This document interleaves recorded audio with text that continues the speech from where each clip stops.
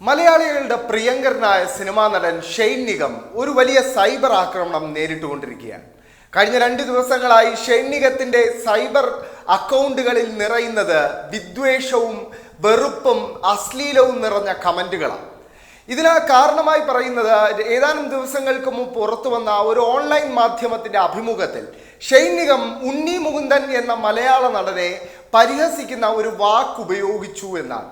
ഇതിന്റെ പേരിൽ സൈബർ ഇടങ്ങളിൽ സംഘപരിവാർ പ്രൊഫൈലുകളാണ് വലിയ രീതിയിൽ ഷെയ്ൻ നിഗത്തിനെ സൈബർ ആക്രമണത്തിന് വിധേയനാക്കിക്കൊണ്ടിരിക്കുന്നത്. ഇപ്പോൾ ഈ വിഷയത്തിൽ ഒരു പ്രതികരണവുമായി ഷെയ്ൻ നിഗം തന്നെ രംഗത്ത് വന്നിരിക്കുകയാണ്. ഷെയ്ൻ നിഗം ഇൻസ്റ്റാഗ്രാമിലൂടെ പങ്കുവെച്ച ഒരു കുറിപ്പ് ഇപ്പോൾ പുറത്തു വന്നിരിക്കുകയാണ്. ആ കുറിപ്പ് ഇങ്ങനെയാണ്: കഴിഞ്ഞ ദിവസം നിങ്ങൾ കണ്ട വീഡിയോ ദൃശ്യത്തിലെ മുഴുവൻ ഭാഗവും കാണാതെ അതിനെ തെറ്റായി പലരും വ്യാഖ്യാനിക്കുന്നത് ശ്രദ്ധയിൽപ്പെട്ടത് തികച്ചും ഖേദകരമാണ്.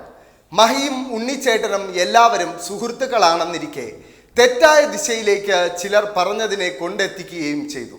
പിന്നെ അവസരം മുതലെടുത്ത് മതവിദ്വേഷത്തിന് അവസരം കാത്തു നിന്നവർക്ക് പാത്രമാകാൻ എൻ്റെ വാക്കുകൾ കാരണമായി എന്നൊരു ഒറ്റ കാരണം കൊണ്ടാണ് ഇന്നിവിടെ ഇത് പങ്കുവെക്കുന്നത്. അവരെ പ്രബുദ്ധരായ മലയാളികൾ അവജ്ഞയോടെ തള്ളണം. ഇത് ഷെയ്ൻ നിഗത്തിൻ്റെയും ഉണ്ണി മുകുന്ദൻ്റെയും മമ്മൂട്ടിയുടെയും മോഹൻലാലിൻ്റെയും സുരേഷ് ഗോപിയുടെയും ഒക്കെ നാട് തന്നെയാണ്. വളരെ കൃത്യമായൊരു പ്രതികരണമാണ് ഷെയ്ൻ നിഗം നടത്തിയത്.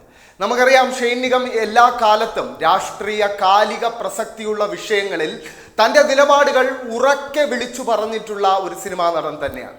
അതേസമയം ഇപ്പോൾ ഉണ്ണി മുകുന്ദൻ്റെ കാര്യം നമ്മൾ പരിശോധിക്കുകയാണെങ്കിൽ ഒരു സംഘപരിവാർ അനുകൂലി എന്ന പട്ടം ഒരു അഭിമാനത്തോടെ എടുത്തണിഞ്ഞിട്ടുള്ള ഒരു മലയാള സിനിമാ നടനാണ് ഉണ്ണി മുകുന്ദൻ. ഉണ്ണി മുകുന്ദന്റെ പല സിനിമകളും സംഘപരിവാറിനെ വെള്ളപൂശുക മാത്രമല്ല, സംഘപരിവാർ അജണ്ടകളെ മുന്നോട്ട് വയ്ക്കുന്നതായിരുന്നു.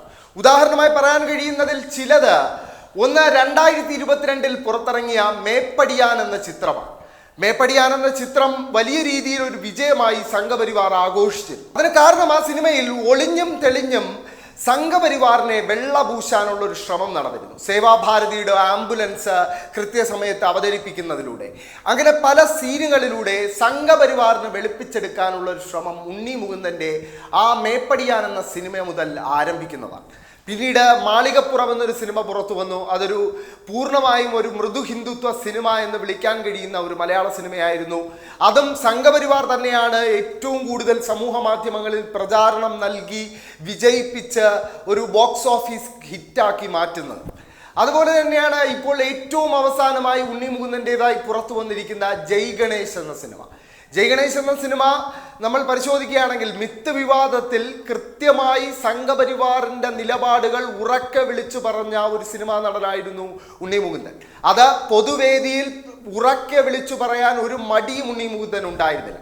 ആ ഉണ്ണി മുകുന്ദൻ തന്നെ ജയ് ഗണേശ് എന്നൊരു സിനിമ അതിനുശേഷം പുറത്തിറക്കുന്നു എന്നത് സംശയങ്ങൾക്കിട നൽകുന്നുണ്ട്. നമുക്കറിയാം, 2014 മുതൽ നരേന്ദ്രമോദി സർക്കാർ അധികാരത്തിലേറുന്നത് മുതൽ സിനിമാ ലോകത്ത് ഒരു വലിയ മാറ്റം ഉണ്ടാകുന്നുണ്ട്. ഇന്ത്യൻ സിനിമാ ലോകത്തും പ്രാദേശിക സിനിമാ ലോകങ്ങളിലും വലിയ രീതിയിൽ സംഘപരിവാർ അജണ്ടകൾ സിനിമയിലൂടെ ഒളിച്ചു കടത്താനുള്ള ശ്രമം ഒരു വശത്ത് ശക്തമാകുമ്പോൾ, മറുവശത്ത് സംഘപരിവാർ വിരുദ്ധ രാഷ്ട്രീയം വച്ചു പുലർത്തുന്ന നടന്മാരും സിനിമാ പ്രവർത്തകരെയും ആക്രമിക്കുന്ന അല്ലെങ്കിൽ സൈബർ ഇടങ്ങളിൽ ഒറ്റപ്പെടുത്തുന്ന ഒരു നടപടിയും ഉണ്ടാകുന്നുണ്ട്. ഷെയ്ൻ നിഗം അത്തരത്തിൽ സംഘപരിവാറിന്റെ ആക്രമണം മുമ്പും നേരിട്ടിട്ടുണ്ട്. പല വിഷയങ്ങളിലും കൃത്യമായി സംഘപരിവാർ വിരുദ്ധ നിലപാട് സ്വീകരിച്ചിട്ടുള്ള ഒരു നടനെന്ന രീതിയിൽ സംഘപരിവാറിന്റെ എക്കാലത്തെയും ഒരു നോട്ടപ്പുള്ളിയാണ് ഷെയ്ൻ നിഗം. എന്തായാലും ഇപ്പോൾ ഷെയ്ൻ നിഗം ഉണ്ണി മുകുന്ദൻ വിവാദം ഒരു പുതിയ തലത്തിലേക്ക് കടക്കും മുമ്പ് അതിനെ ഷെയ്ൻ നിഗം തന്നെ തടഞ്ഞിരിക്കുകയാണ്.